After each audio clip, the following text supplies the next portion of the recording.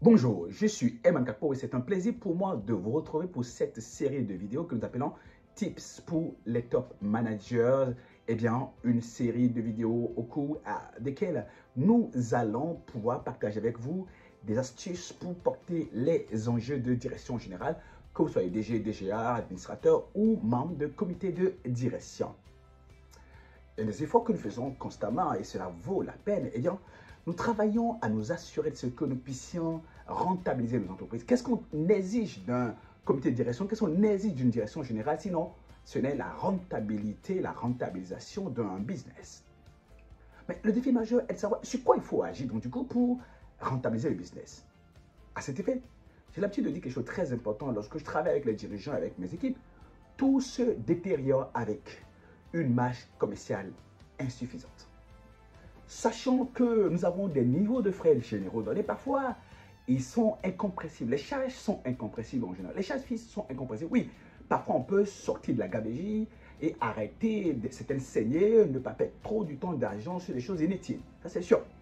Mais cela dit, lorsqu'on a fini de mettre les charges à niveau donné, lorsqu'on a pu aligner ces dépenses de fonctionnement sur les standards de son secteur pour garder un bon positionnement et répondre donc du coup aux attentes parfois de ses collaborateurs et créer les conditions logistiques, on va dire, techniques, technologiques d'optimisation de la performance. Il faut commencer par se dire, mais sur quoi il faut donc agir pour s'assurer de ce qu'à la fin de la journée, on va être rentable. Et c'est là où nous devons nous assurer de ce qu'on a un bon contrôle de la marge commerciale. Tout se détériore avec une marge commerciale insuffisante.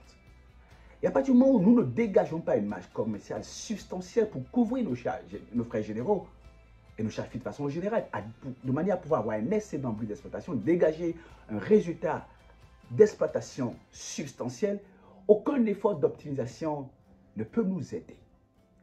Le premier principe de base qu'il faut se rappeler ici, c'est qu'en fait, eh bien, il existe une quantité précise qu'il faut vendre pour des produits précis, pour être sûr de ce que, sachant le prix, on va dégager une marge commerciale substantielle.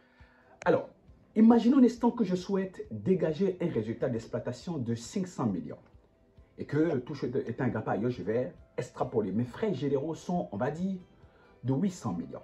Tout chose étant égal par ailleurs, eh bien, je dois dégager une marge commerciale de 1 million, 1,3 milliard. On va dire comme ça. Donc, ce que moi je vais chercher à faire, c'est de dire, ok, sachant la quantité, combien ça me coûte variablement, de pouvoir mettre une quantité X ou de vendre un volume X de produits sur le marché pour faire un volume de chiffre d'affaires donné. La question la plus importante ici, c'est de dire, ok, je dois dégager une marge commerciale de 1,3 milliard. Quel est le volume d'affaires, quel est le chiffre d'affaires minimum que je dois faire, sachant par exemple que mon coût de revient global pour 2 milliards, n'est-ce pas, est de chiffre d'affaires est de 500 millions par exemple. Donc ça veut dire, à partir de cet instant, je calculerai donc du coup, quel est le volume minimum à faire, sachant, n'est-ce pas, les charges directes et les commissions et tout le reste, pour dégager 1,3 milliard.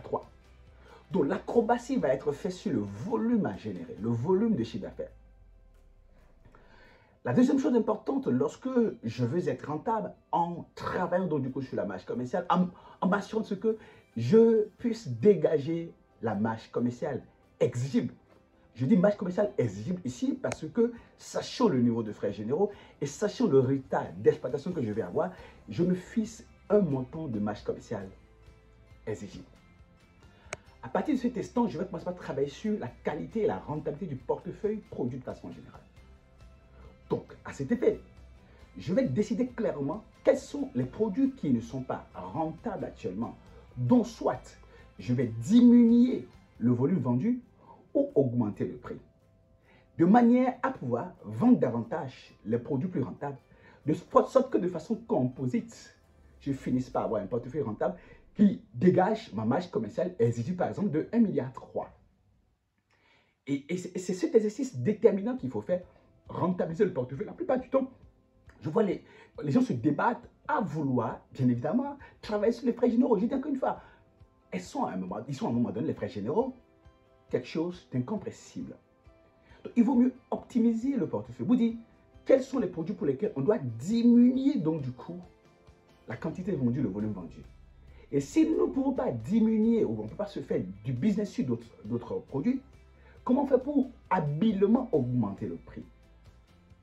Ou bien, de sorte que nous puissions vendre davantage des produits rentables. Exemple, imaginons par exemple que vos frais généraux sont de 1 milliard, 2 milliards francs CFA. Vous avez un produit X, n'est-ce pas? Et vous faites 4 milliards de ce produit actuellement. À la différence que vous ne dégagez une marge commerciale que de 20% là-dessus. Alors, qu'est-ce qui va se passer? Ce qui va se passer, c'est que, quelle que soit l'acrobatie que vous allez faire, eh bien, 20% donc du coup sur 4 milliards, ça vous fait combien? Eh bien, ça vous fait 800 millions. Or, vos frais généraux sont de combien? De 1 milliard. Donc, vous faites une pète déjà. Vous ne pouvez pas, vos résultats d'exploitation sera, n'est-ce pas, négatif. Alors, imaginez un instant que vous décidez d'augmenter le chiffre d'affaires. Si de 4 milliards, vous décidez de multiplier le volume d'affaires, vous ne tirez pas, on va dire, vous augmentez ça de 30% par exemple. Donc, vous passez de 4 milliards à 5 milliards. 20% de 5 milliards, cette fois-ci, ça nous fait combien? Eh bien, ça nous fait substantiellement, eh bien, 1 milliard 400 000. Donc, à partir de ce qui va se passer, vous allez pouvoir couvrir vos frais généraux et dégager un résultat d'exploitation qui va être plus intéressant, qui va être de 400 millions environ. Donc, vous voyez, donc soit j'augmente le volume, donc je multiplie le chiffre d'affaires. Donc, parfois, on va se débattre pour dire, on va renégocier, on va changer les intrants qui sont moins chers et on va avoir une qualité moindre, ce qui va faire qu'on va être moins attractif. Le chiffre d'affaires baisse plutôt. Donc, il vaut mieux se battre pour pouvoir augmenter le chiffre d'affaires. Donc, vendre davantage de quantité. Si je ne peux pas, je peux augmenter le prix. Si je ne peux pas, je vais être d'accord. Quels sont les autres produits que je peux lancer qui dégagent une meilleure marge commerciale pour que la marge commerciale composite soit intéressante?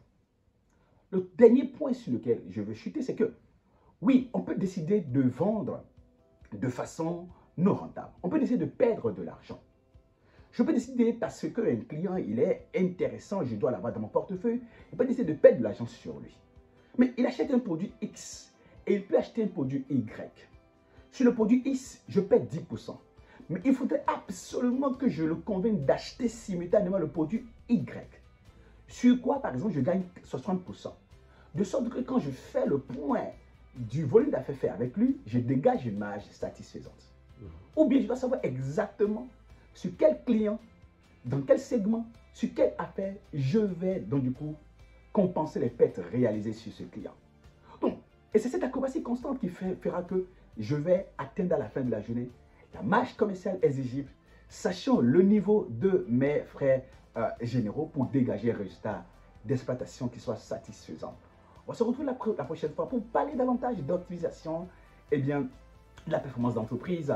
Je prendrai encore un autre aspect pour que nous puissions voir les acrobaties, les optimisations, les astuces, les aspects, les voies et moyens par lesquels on peut passer pour à la fin de la journée, on dise nous avons été performants en tant que dirigeants.